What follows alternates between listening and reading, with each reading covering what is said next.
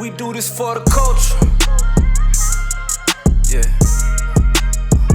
You can tell I stay fly just by looking at my kicks. $1 million mind frame with plans to get rich. Kicks and culture. So I will say this, so with education, you can tell we on the panel with some educators now. Definitely. You know why? They can't dress. We got on t-shirt. We did tell them it was kicks and culture, so you know they can kind of wear it they want to wear. But you know, my man, Mr. Williams, coming over here, suited and booted. He's still in the classroom. Right. You know, the young black men are watching. Yeah. Black men are watching. That's true. Always. Every single time. Show them something different. They always see me in a t-shirt and a J's. Yeah. So put on the suit for them and let them see something different. Suit with the tennis shoes. Yeah, with the tennis shoes. Okay, no Sebagos or Stacey Adams. Man, sometimes, depending on Evolution. Evolution of dressing. That's exactly what we are. Oh my God. I will put a suit on with some J's real quick, especially like some 4s or some 11s. Yeah. Yeah, Definitely. Real fresh. Yeah. I do want to touch a point on education because since both of y'all are educators, how long you been educating? 7 years. 7 years. All right. It's Nikki. 19 years. 19. Year 20. Oh, sorry. Ooh, knocking on the door. Oh, my goodness. I mean, so you have seen how education has evolved from any and everywhere. So has pandemic switched you guys' role in education in some type of way? Most definitely. Okay. As for me, on the elementary level, it has literally made me wear about 50 different hats. Wow. I have to clean my room myself if I want it actually sanitized. I have to buy my own Lysol myself if that's the product that I want used so that I can kill the germs in my room. I'm dealing with social, emotional things that you're seeing in the classroom.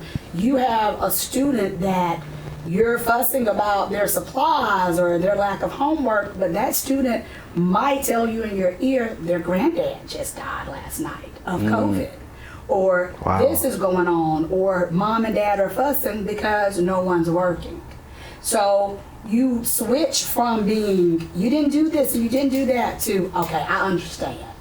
Yeah. I understand, I get it, and because of that, I'm gonna work with you. Is there a, you know, even when we're talking about pandemic and COVID and the emotional distress that some of the kids go through, is there something that helps you let up, or do you have a certain amount of leniency with that particular child, even though he or she has to be educated, and you know I'm a hard-nosed teacher, I want you to be educated, but do you have a certain type of leniency to kind of let that child slide through? Just being a human being and being a person that actually, I mean, I'm going to say this, I'm a teacher who actually likes teaching and likes Yeah. because unfortunately, you got teachers that don't like teaching anymore, and they don't like children, and they think they're hiding it, but it shows. Right. So I'm a person who's always looking to understand and to help, not just berate or fuss or say rules are rules, because sometimes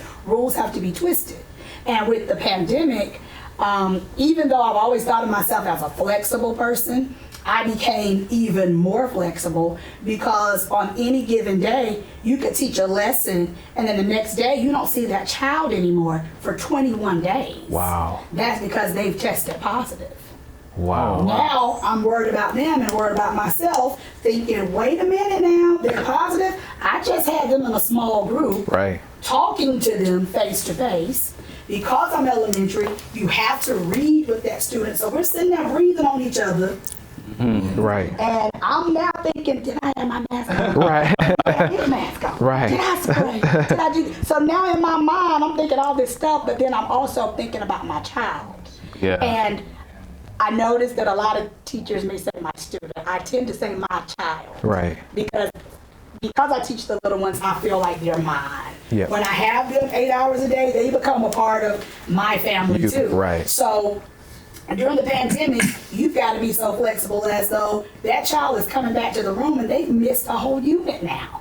Wow. So what are you going to do? Be ugly and say, well, you know, that's your loss, I got to keep moving? No.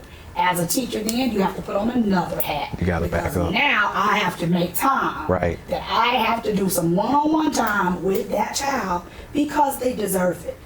And this comes. Every teaching is important. Yeah, they didn't try to get COVID, you know, Right. they were sick. So it's your duty now to fill them in on what they've missed. Have you had this experience also? Yeah. Oh yeah, most definitely. Well, you know, with COVID, man, it changed a lot of different things, especially like with the kids not even being in the classroom present with you. You know, as a teacher for myself, like I joined in so that I can actually make an impact and be there like relatively close in proximity with the kids. Right. So when it was time for us to like teach online, we had to go and focus more so on that social and emotional learning. And when she was speaking on, because you have kids going through all different things every day anyway. And I mean, I know where I came from, different situations where I didn't have it. So I was always that considerate teacher anyway. Like I'm just trying to have you come in the classroom and want to learn. Right. Yeah. You know, so I'm coming in with a smile on my face. I'm coming in, we're doing chants and everything that you're doing. I love the handshakes. Oh yeah, the handshake. I watch you. You are like a YouTube sensation. I love the handshakes because the kids feel welcome, and I kind of feel like that was probably something that you miss because you couldn't have that interaction it's with the that kids. bond, man. You know, like other teachers used to ask me across the school, like, how do you remember all those handshakes? It's just like personalized. Like Your favorite player, LeBron. That's why. yeah, you know, shout out to the team, man. Yeah, you know what?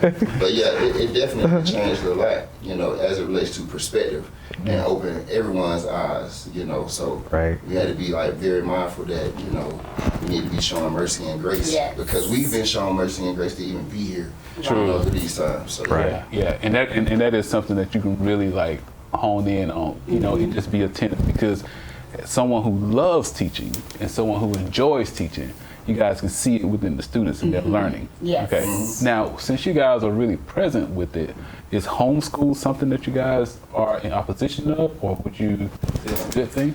I mean, I really think it just depends on the family, you know, the parents, the child who's learning, you know, as well. So it just depends on that whole situation. I'm not opposed to it though. Okay, all right. I am a little bit. Okay. I feel like you need to do what's best for your child, but you also need to understand that there's a social aspect Right. that comes along with school. Okay. Facts. And you want to get them acclimated with children from all different walks of life. You want them to be able to kind of problem solve, make friends, understand that everybody's not going to be your play partner, Yeah. but you need to respect them and Right. respect their space. That comes with going to school. You're not going to always learn that at home. Right. At home, especially if you're an only child, it's you and mom and dad or whoever keeps you during the day and you're doing your online learning. But at school, you have social activities Right. that kind of thrust you into, okay, this is the kind of person I am. At lunch, I have to understand that I'm not going to sit by Timmy because he keeps throwing pizza. I don't need to run to Miss Melanson and tell her that. I'm just not going to sit by him. So that's like that comes with that social and emotional construct. You know, the piggyback on what you just said, my wife and I talk about this, and it was something that she said. My daughter just had a recital, 13 years old, and 4 hours of grueling pain, but I would not change it for anything in the world. I loved it. But dancing, and my 10-year-old plays basketball or sports, and my 21-year-old, he's in college. But all three of those things, just like you said, college, my son was kind of an introvert, but now you put him on the HBCU campus, it's like, hey, here's the world.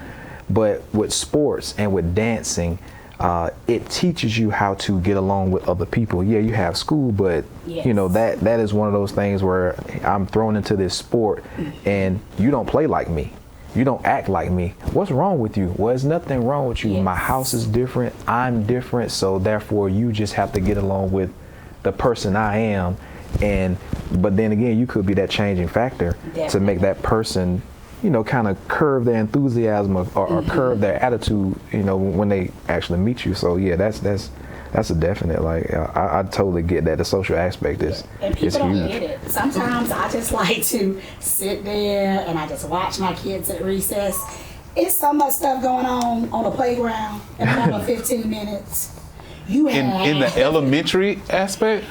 honey, we have a beautiful playground with beautiful oak trees. But those oak trees are going to be the death of me. Because in 5th grade, they're not just an oak tree and they're not for shade. It's called the kissing tree. Oh. So now I've got to be a police officer. Like, wait a minute. I saw one girl, 2 boys go behind the kissing tree. So now I've got to get up.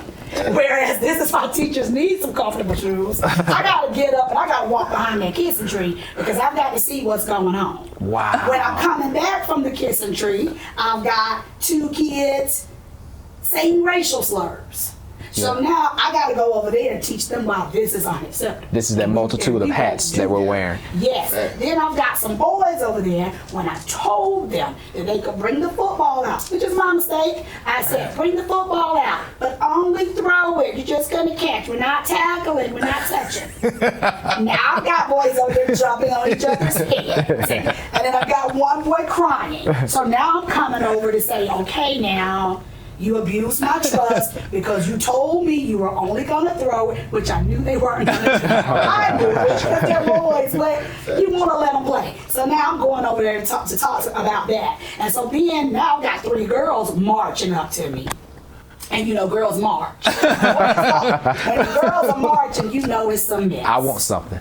She said this about me. And she said that the reason why I got my head in a ponytail is because my braids ain't done. My braids are done. And now you're saying, okay, well, guess what? Even if the braids aren't done, your ponytail looks beautiful. Right. So all of those are hats that you're wearing while watching the other kids who are playing normally and getting along. And if you notice, each time I said I went and talked to my children, I cannot stand writing children up for no reason. Right. Now, in some teachers' eyes, some of that would have been automatic write-ups. True. But it's not, though. Yeah, right. They don't know anything. Yes, it's teachable moments. Now, the kids with the racial slurs, after I've talked to you and told you, oh no, we're not going to do this. If that happens again, then I've got to make some parent contact, and I've got to give you what we call at my school, instead of doing an office referral, we first do a MIR for you, which is called a minor incident report. Okay. Because this is minor. I don't want you going to ISS. I don't want you being put out of school, but I want you to know that we can't do this. So if that happens again, then I've got to take action like that. But initially, everyone deserves, like he said, grace. Yeah. So I'm just going to first talk to you and tell you why you shouldn't be doing this. Now, my boys with the football, I give them one more chance. I say, okay, now. Okay, you what you did say was your fault, though. It is. Like, when they said, Miss Monty, let me take this football out. I'm like, to my better judgment, I should have said no. But I'm like, they've lost so much. We take so much from them. Why can't they throw the football? And honestly, back in my day, they threw the football and tackled. But you know, children are not made the same. Right. I was born in '79, so this is a rare breed here. We can just knock down, get back up, get mad, cry a little bit, but we still go eat our honey bun and play. Your children, no, they don't bounce back like that. Yeah. You know, they have to have you a lot of times. So with the football and things like that, I really do want my boys to be boys, because there again, with that social construct, some people don't even realize they're athletes until they get out. Then they realize, wait, I can catch that ball. I can run, jump, and I can go. Yeah. Right. Maybe I'm gonna ask Mama to sign me up for football. Do you all ever feel like, as educators, and not even from the money perspective, do you ever feel like you never get your just due? Do you feel like you are just under the radar type deal, but you deal with people's kids all the time? Yeah, like she said, we're wearing the multiple hats, and you're not just a teacher or an educator, man. You're also teaching life skills. You're everything. You know, man. Like, and then some of those kids don't have parents at the house that are present with them, so maybe they're the adult.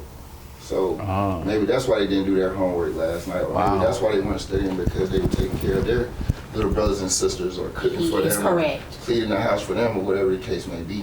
You know, so you know, when you balance in all that, and then you think about everything that you have going on in the world and what you want to take care of, you say, well, damn, man, I could be doing something else that would compensate me a lot more. But you also have to remember why became because you have to actually put your own problems on top of the kids' problems. I mean, multiple classes and multiple kids that are coming to your classroom. You have issues because you have a life to live outside of 3 o'clock. You actually just have to put it to the side. Yeah. If you walk into the school, and I know we're human, but if you walk into the school with your own problems, you're probably not going to do a good job that day. And someone's child is going to go home not being taught anything.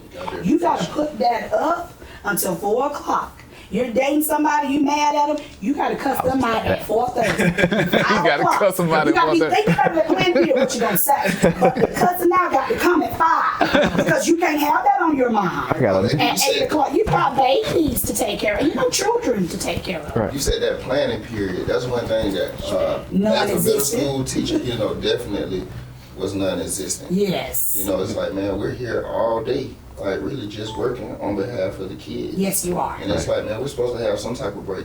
And even in the middle school, you know, with the elementary, they get a recess. Mm-hmm. But I've always pushed for that as well. Like, man, these kids need some type of extra time where they can just get at least 15 minutes of playtime, of movement, because all day they're in the classroom and the teachers tell them to sit down, be quiet. Be quiet. Yes. Listen. And, you know, like, bro, that's boring. Like, we're grown adults. And you can be inside the teacher staff meeting, you know, and you can see people fall asleep in there. So how do you feel like the kids are going to be performing? I hate that. I hate that. You know what? I'm so noisy. If my class is too quiet, I play some music, or I'm like, hey, y'all, let's take a break. Right. Let's do something because I'm jittery. I want to get up and move around. Exactly. And I love doing the turn and talk to your partner. Yeah. Like when COVID first hit, Wait, what and is brought it? the kids Turn and back. talk to your neighbor. They were kind of telling us not to turn and talk a lot because we only had like the little shield. Well, at my school, we only had the little shield separating them, and the kids were wearing masks, but we didn't want them to like be in each other's faces a lot.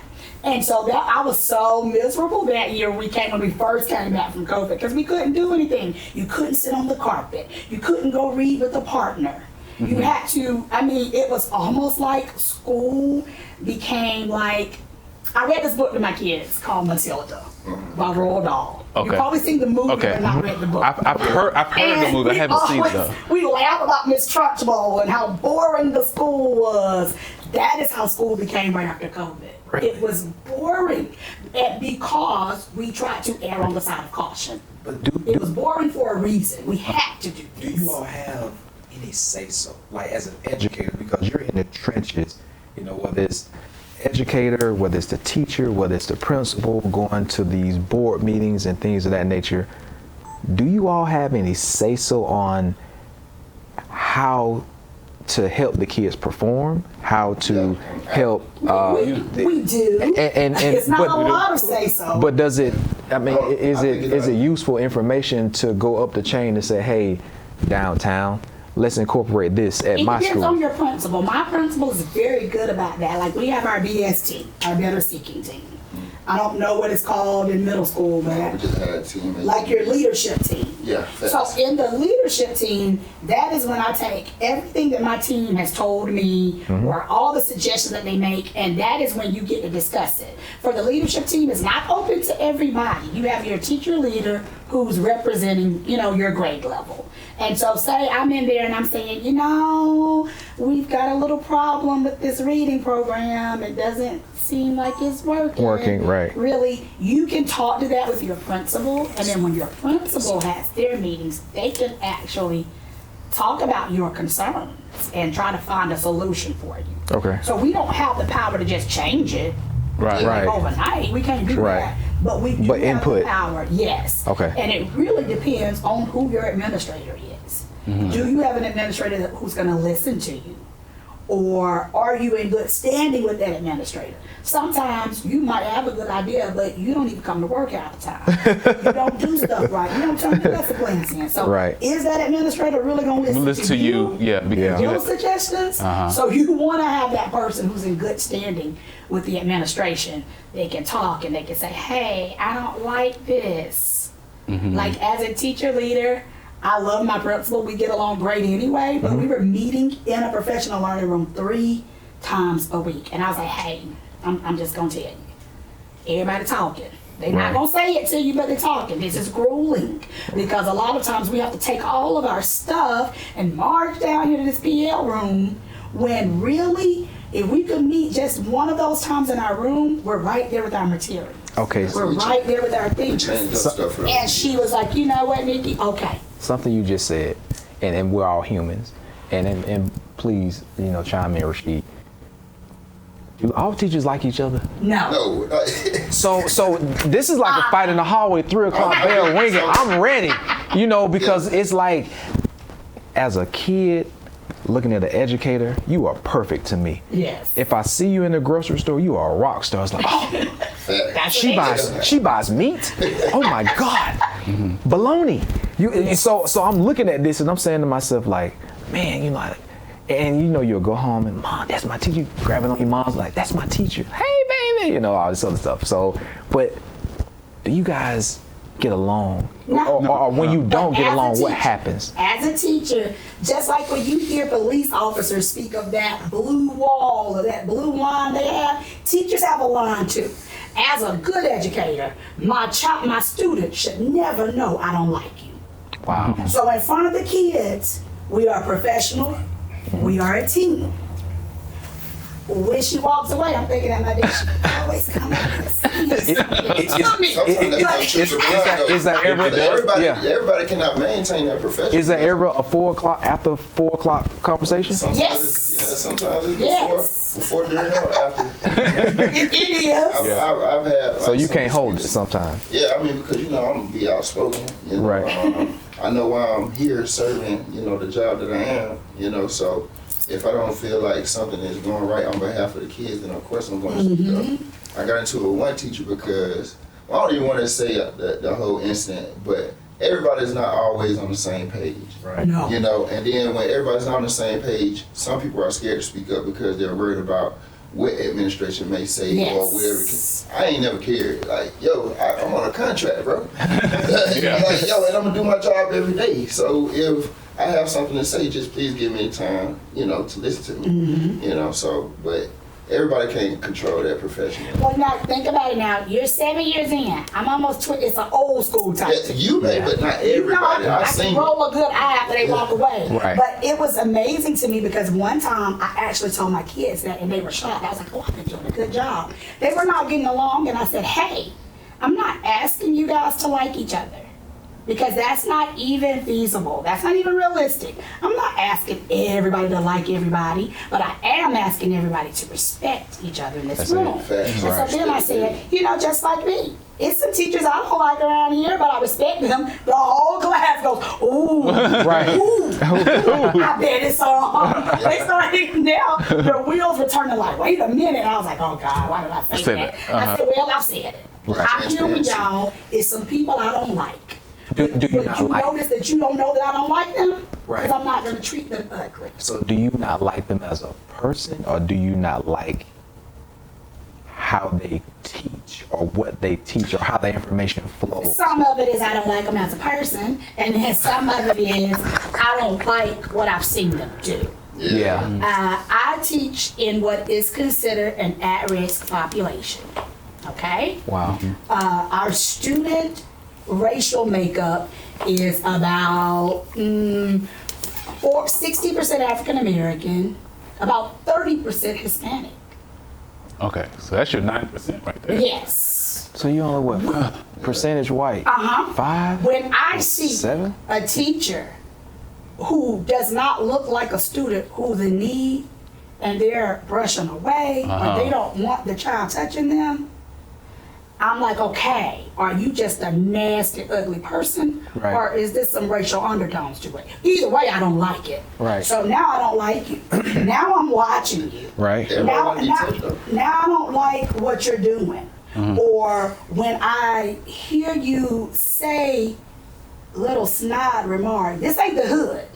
Now y'all act right. Wait a minute. Wait a minute now. I've had some black teachers tell me that. Like one time I can't stand that. I was eating some pineapples walking hearing down that. the hallway out of the can, and she referred to me. We're friends now, But she was like, why are you eating those pineapples out of the can like you're from the ghetto or something? Oh, see. And I looked at her and I smiled and I said, Well, I am, but I'm I mean, that's just nastiness to me. And I'm like, why? Everybody don't have that understanding, though. Oh, And that's not professional. It's Right. not. But Not people at make all. different comments just off of, I felt that way, and it just kind of like came up. Yeah. Not necessarily meaning that And it mean in a certain way, but the only time that I actually did show out was with another person in the cafeteria. I couldn't hold it in this time. One of my kids did something with their salad or whatever. They didn't eat it all, so they were throwing it away. And an adult said, you don't get no food at home, but you gonna come here and throw it away? Oh, no. Wait, hold on. You don't know what food he has at home. Right. Number one. Number two, what are you implying? Yeah. Number three, he just said he didn't want the salad because there's chunks of ice in it.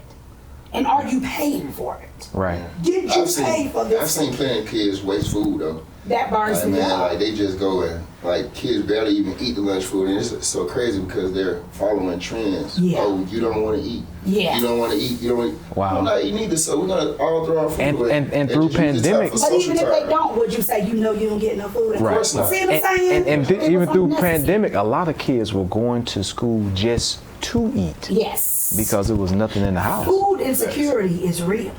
It is. You may not realize it because, of where you are in life. I didn't either. I never knew the concept of being hungry. Right. Ever. There was always food somewhere. My mom and dad went shopping weekly. However, you have some children who literally don't know if they're going to eat dinner that night. They're with you at lunch, but they don't know if they're going to have dinner. Or you have some children who, and I know parents have to make ends meet. So say you have a child who's, like he said, is the oldest child of the family, and mama works well into the night, 10, 11 o'clock. Well, you're going to cook what you know how to cook. So you're coming to school talking about your ramen noodles that you cooked and cut sausage up in and fed the whole family with it. Boy. Or you're coming to school I feel like talking college. about your hot dogs. And as me, I feel like my parents raised a well-rounded child, but I can admit I was a little sheltered growing up. So I never, ever, ever touched the stove. I didn't know anything about cooking. And this is how I love my kids. My kids, I was about 23 years old at the time. My children are the people who taught me how to fry chicken. Wow. Now, why they fried chicken at that age, I don't know. But you can learn. That just goes to show you can learn from I told them, anybody I said, at any age. my bread and be falling off my chicken. This muscle and grease ain't hot enough. Okay. And you need to put a little buttermilk on it and put it in the refrigerator, Miss Melanson. Let it sit there. Put your timer on. So I can tell this is what they're doing at home. Right. Because when they told me my timer, put the timer on your microwave. About 45 minutes, let that buttermilk sit in. Now put it in that flour, Miss Melanson. I'm telling you it's going to be good. Do you know my big crazy stuff did it? Yeah. It was Yeah. delicious. Wow. And I went back to school. I said, y'all, I did it. I fried chicken. None of the breadings fell off of it. Now, keep in mind, I'm getting this advice from children. Do you? So really, I should be asking, why are you playing with grease? Right. Why are you frying? But see, that's another thing. If I start talking about that, then they're going to see me as the enemy. Because now they're thinking I'm going to go report that to the council. Right. Which Right. I could, But because by right, should you be doing it? this is a way of life for them. Right, and that is what I have to understand. So this is that pivotal point where do I tell or do I let you live? And that secret stays with you. So now you Yes. become teacher, counselor, slick mom, slick dad. Like auntie, uncle. I can talk to you. I can trust you. As a male, like a lot of students, like how you said, the mom being present, okay? But nothing was mentioned about the father because sometimes, or even most times, the father isn't even present. And Right. the county that I was teaching in, it was 80%, in poverty, for the whole county. Oh, wow. Like growing up here, you saw like students, some pay for lunch, Yeah. some pay for, like 10 cents or $1, whatever the case depending. Right. But no, everybody got free and reduced lunch. Interesting. So imagine like the backgrounds or the homes and the culture, within the homes. Yeah. Like it was totally different. By you being a teacher, young black male, do you ever feel like, I know Miss Nikki said she has multiple hats. Do you ever feel like your hat, you have so many different hats, because in addition to those hats you're wearing, you have these young black guys looking up to you, and it's like rap, controlling my life, like, games. it's an understatement. It is. It's everything, like as a black male teacher. Because you can't really do wrong, almost. Or even as a male teacher, period. But even as a black male teacher, we're even more rare, right? Right. So it's like unicorn. You're not just a teacher. I'm a coach, and I got different clubs that I sponsor as well, like the drama club or SGA. And then we black man teaching drama. I'm trying to tell you, man, look, hey, and we did stuff for the county as well, for the district level. That's huge. Man, all that stuff worked out, like, but even me being a young black male and coming in with any type of swagger, like, it turns heads, and not always for the most positive reasons. It's like you put a target on your back for even being like that. How she said that she's loud in her class. Like, my classroom was like definitely the loudest class ever. Like, I used to get like phone calls, right? Like them from leadership? No, from the other teachers. I was just going to say, teachers don't like if you looking like you having too much. How do you envy somebody for helping them have fun and helping them motivate the kids? That's what I mean by understatement, like about the hats that you wear, and like where I was teaching it, my 2 assistant principals were females, and they were in my hall. So anything that happened as it relates to like fights or anything, I was one call.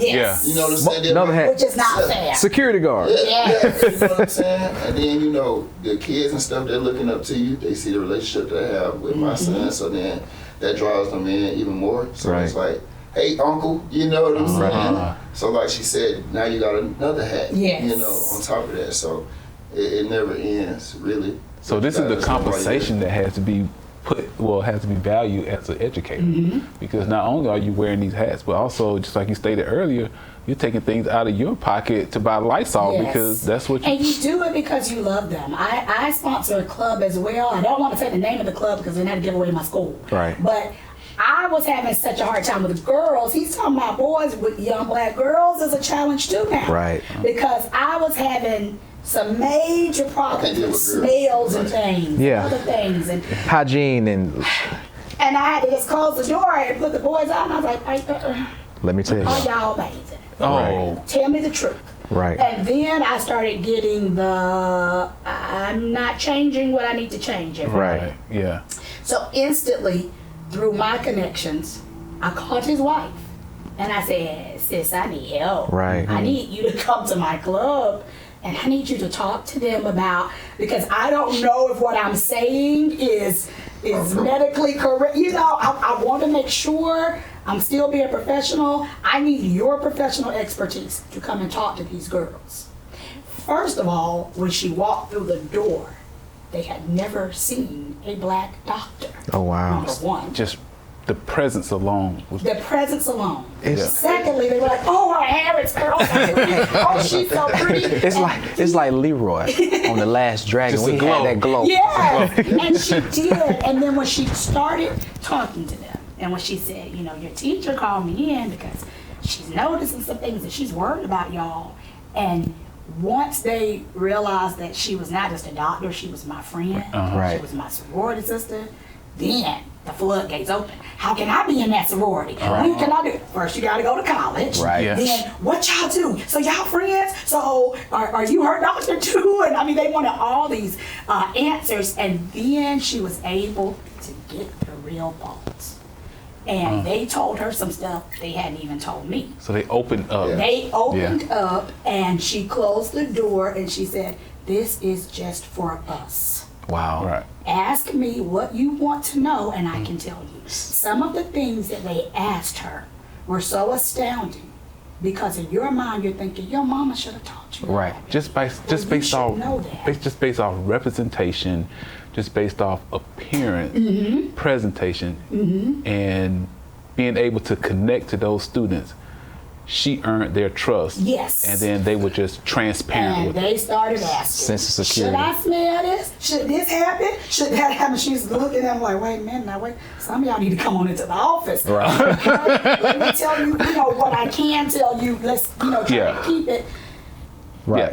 Because this is a community setting, we don't want it to be like one-on-one because it may be only my girls' club though. But you know what I think we take for granted? We take for granted on how intelligent. I know you're about to say this, but I gotta ask you, have you ever done this with the boys? Like, is this something that needs to be... like just having like personal moments. Mm-hmm. Oh yeah, most definitely. You gotta do that, man.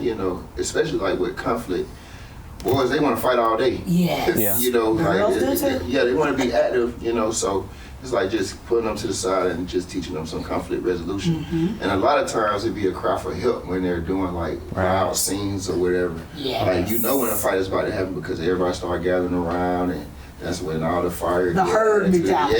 Yeah. Oh, okay, all right. So they don't want to be embarrassed, so to speak. So they gotta do things to just act out. Until you establish that rapport with them. Until they see that you care, and when they see that you care, like she said, they'll open up to you and tell you anything. Like, man, some of the stories I used to hear, man, I used to be like, man, please just don't tell me this stuff. 'Cause I know I gotta go tell it. Right. One time I reported like this girl, she told me like that she was having some other issues or whatever the case may be, and I'm just like, oh man.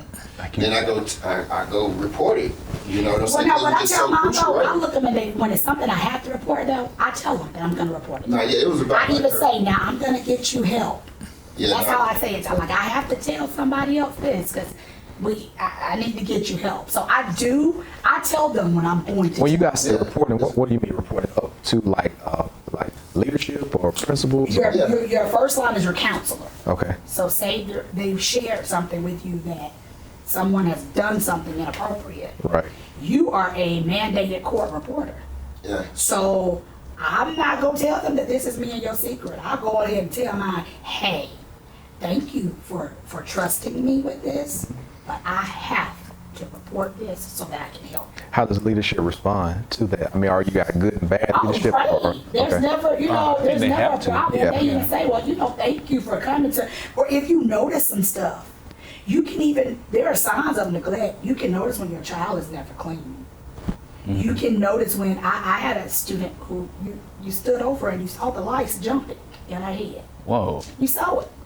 So that was a total infestation. So at this point now, I've got to go to the counselor. Wow. That's for everybody else too, though. Yeah, and then we got to call your parents and have them do something about it. Or if you're telling me that, if you tell me, okay, I stayed at the house by myself last night, I'm gonna say, okay, now with your age, you shouldn't be staying at the house by yourself. So if you come and you tell me again, I haven't seen mom in like 3 days. You gotta report. I gotta report And this situation was different. Like I always put stuff out there in the very beginning. Yeah. So if you don't want me to go tell it, then don't tell me. Right. But like like I said, will be so close to you. I didn't finish that story, but she made up a lie. You know what I'm saying? To get your attention. Yeah, just to be having my attention. So I went and reported it. They did the research and everything, and it wasn't even true.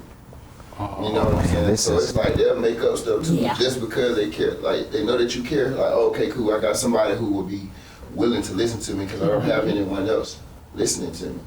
And then just fabricate anything, just going to show attention, They will. and then just kind of keep you to themselves, so to speak. Especially for the men teachers. Yeah. Really. Do that on the elementary level too. When you have a male teacher, they're gonna come with every problem in the world. I think just to get that attention from a male. You gotta have that Just to classroom see a management man too, that though. knows that they care, they're happy about that, you know? Do you, and I know this is one question I just have to ask. By you being a male teacher, do you have problems? Are there certain situations where females, whether it's, and I know this can be elementary, middle, and high school, where you can be accused of touching a student? I'm not saying you, I've seen but it happen with teachers. So my little joke to that, but it's not a joke, is real life, is I'm a black man with dreads, so I have 2 different insurances. I have one with Page and I have one with GAE. So if anybody try me with anything that I know I'm protected, I can't play with nobody. Stop playing for real. What's page? What's page and what's GAE? These are your professional organizations. GAE is the Georgia Association of Educators. Right. And PAGE is your other professional organization, whereas you pay monthly and say something, God forbid, comes up, he's going to call them and they're going to come down here from Atlanta or wherever and provide his lawyer. Wow. Yeah. But he Yes, got the difference is though, so just so people know, like PAGE is like, they have a limit. They don't want to do like $10,000, $15,000, something like and that. GAE goes up. But GAE comes up to like $1 million. Yeah, I'm a member of GAE. Hey, look, I'm a black man with dreads. And you know what? That's so sad. And it's so stereotypical like that. It was just it's a that's fact so though. sad. Hey, you're a black man with dreads. Hey, listen, look. Now, I appreciate that. Black man dread tattoo. Look, if you ever see anything on the news, last suspect is a Black 5'11" man. black man with dreads. Last seen wearing I gotta go change clothes. Right. Yeah. So one thing that we do on the show is we talk about what we call the Holy Grail. And Holy Grail is, since the show is Kicks and Culture, it's that shoe that we say, what is that one shoe that you said that I need, I want, I gotta have? And it can be a Christian Louis Vuitton, excuse me, right? Or it can be an Air Jordan, a Nike, Adidas, whatever it is. And Ms. Nikki, we'll start with you first. Is there one shoe out there that either... I'm going to blow everybody's mind. It's not even a tennis shoe. I'm Right. an old school Which is teacher. fine. That's cool. It's a pair of Teeks. T-I-E-K-S. My wife has some what of now? those. Some Teeks. It look like just little ballerina slippers, but you need them, y'all. It saves your foot. Right. Oh, honey. At the end of the day, So do you wear Teeks to work? I do. And at the end of the day, I even told my principal about this one time. I was going into the office because that's another thing as teachers. You have your time off, but you have to go tell your admin, I'm taking off tomorrow or whatever. But like I said, me and my principal have a great rapport, so I just told her, I said, I'm taking off to go see my podiatrist. I said, because I've been just outright mean this week. And she said, Nikki, what do you mean? I said, by the end of the day, my feet are hurting so bad. The hammer toes and the burns killing me so bad. I'm gonna get you sucker toes. That I'm literally screaming at children. They coming in my face, go sit down.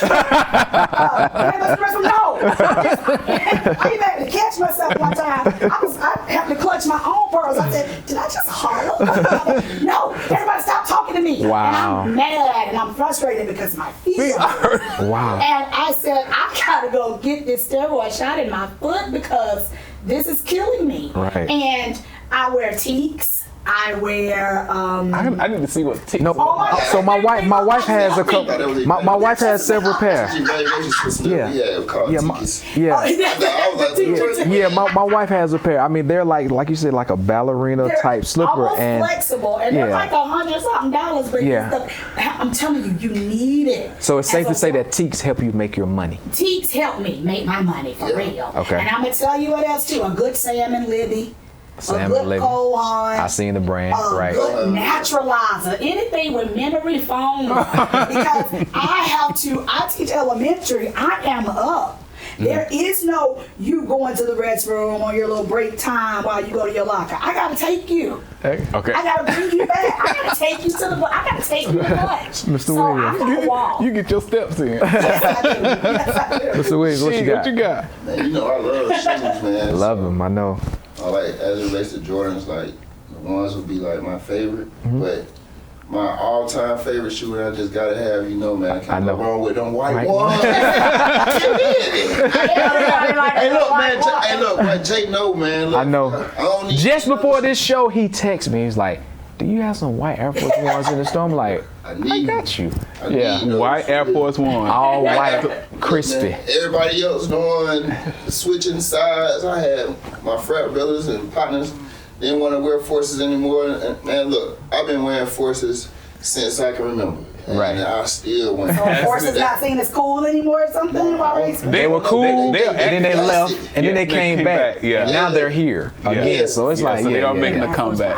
White Force, you can't go wrong, man. You can put them on with anything. I started putting them on with this suit. But Anything with definitely memory foam for me. memory foam. There it is. So All right, good deal. So yeah, we just want to thank you all for coming out. Yeah. Definitely. I mean, we never knew some of the things that you talked about as far as education. That was good. So multiple hats. That's great. Yeah. And the insurance, PGA, IGA, Kroger, Yeah, all that. acronyms. all that. You know, like call Allstate. You know, you're in good hands. You are definitely in good hands. Like, man. Your representative will be there for you. Time you call, you're going to get that representation. Rasheed said, "I'm a black man with dreads." That was always my thing. Appreciate you all. Thank you. You only worth what you know. What would you learn to save your soul? You got a dream, now make some goals. Plant your seeds and watch it grow. Kick of the day. Before we get to it. Yeah, and, you know, for the people that don't know, the kick of the day is a summation of everything that we've talked about on the actual show. So today, show and education, and we learned a couple of things that A couple is an understatement. We were enlightened. Very much so.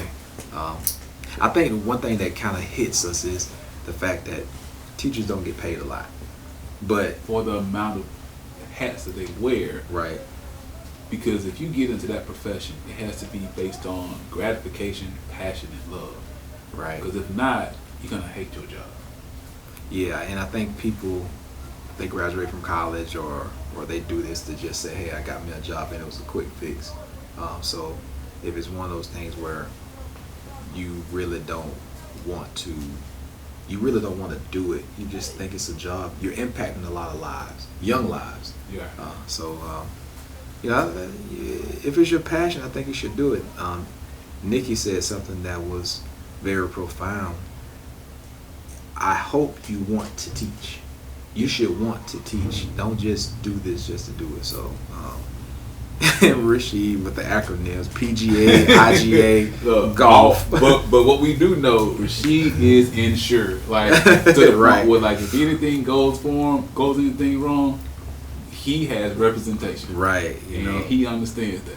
Rasheed understands I'm a black man with dreads. I'm like, hey, I need all the help I can get. I So ain't playing around. yeah, that's I think that was dope. So, but yeah, educators, we value you. We understand exactly. We don't understand exactly what you go through, but we understand that you all need help. And if there's anything that we can do, or if anything that a parent should and want to do to help you, I think they should just put their best foot forward and make sure that the classroom and your child are okay. So Lysol was a big thing. I bought stock in Lysol during the pandemic too. You better. I'm pretty sure it went up. But kick of the day. Kick All of right, the day. man. So what you got? Hey, you so I went my same route, Okay. so to speak. Gotcha. But me, Ooh. Sakai waffle, man. Listen, when the Japanese, You hid that one from me. I did. You did. You yeah. hadn't even worn it yet. You know how I know? Good. The shoestring is still attached to the shoe. No, I haven't put this on my foot yet. Yeah. Yeah. Yeah, man. So this is the kick of the day, man. Okay. Like, Sakai waffle, man. Like, man, this collection here. Where you stole them from? Hey, still no. They weren't at the Nike factory. No, they were not. Online sneakers out? Not at all. I don't I ain't know. gonna tell you my plug on camera. You said the plug. But yeah, y'all. man. Sakai waffle. This is similar to the 95. If I can get all of these, Okay. white, blue. Yeah, Nike did a good job with that. Oh my goodness. Yeah, that's that. Yeah. This is the one for me. This is the one. Definitely. What you got? I'm gonna go with my usual route, but I'm a Air Max guy, but at the same time I play into that Jordan realm. So for me, OG 88 I just call them the free throw line. Oh yeah, we'll That's do it. it. Definitely, you know, with the exclusive Nike in the back, vintage. I just had to grab them. So I got this, and I have the actual Bulls uniform. That, you know, the pre-workout, the whatever it is, the Just the don't weigh it all training. together. Nah. Then I look like an old man. I'm trying to do too something. much. Like, Yeah. But no, OG threes, retro. I call them the free throw line. Icy Soul, Nike Air in the back, Yeah, elephant print. Icy Soul too. Yeah, definitely. So, that's it. That's my kick of the day, man.